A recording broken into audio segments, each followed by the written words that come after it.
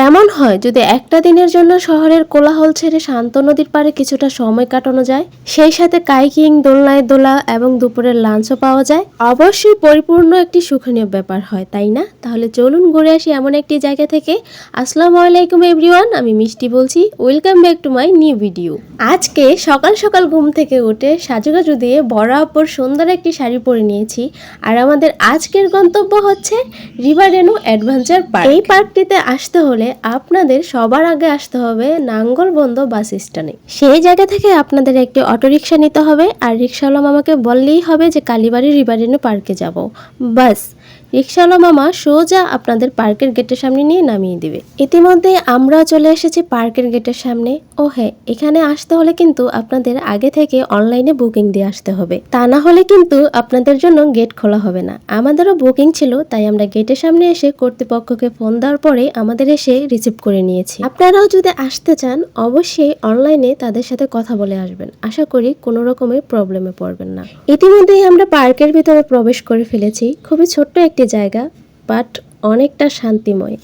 আসার পরে গাছের ছায়ার নিচে আমাদের বসার জন্য এরকম সুন্দর একটি আসন পেতে দেওয়া হয়েছিল। সেখানেই সবাই বসে নদীর পাড়ের প্রাকৃতিক সৌন্দর্য উপভোগ করছিল। আর এদিকে আমি দোলনায় দোল খেতে খেতে প্রায় ঘুমিয়েই পড়েছিলাম।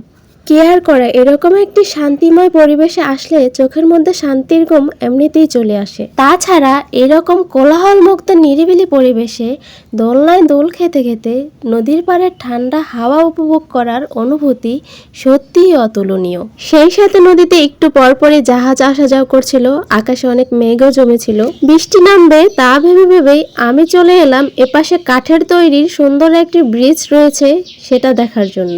ব্রিজ পেরোতে দেখতে পেলাম কাঠের তৈরির আরো একটি সুন্দর মাচা, যেখানে বসার জন্য সুন্দর একটি টুল রাখা হয়েছে। তাই আমি দেরি না করে টুলে বসে শান্ত নদীর ভাষা বোঝার ট্রাই করছিলাম। চারপাশটা এতটাই নিরিবিলি আর মনোমুগ্ধকর ছিল যে ভাষায় প্রকাশ করার মতো না। বলতে বলতে বৃষ্টি নেমে এসেছিল, আর আমরা বৃষ্টি থেকে বাঁচার জন্য প্লাস্টিকের তৈরি একটি ঘরে ঢুকে গিয়েছিলাম। আর সেই ঘরটিতে ক্যাম্পিং করার জন্য অনেকগুলো তাঁবু রয়েছিল। আমরা সেই তাঁবুতে বসে বসে বৃষ্টি সারার জন্য ওয়েট করছিলাম। অনেকক্ষণ ওয়েট করার পর অবশেষে বৃষ্টি থেমেছিল। বৃষ্টি এসে যেন চারপাশটা আরো সুন্দর করে দিয়ে গিয়েছিল। সব জায়গা ভিজে গিয়েছিল, কোথাও বসার জায়গা ছিল না। বৃষ্টি এসে যেন সব জায়গা ধুয়ে আরো রঙিন করে দিয়েছিল।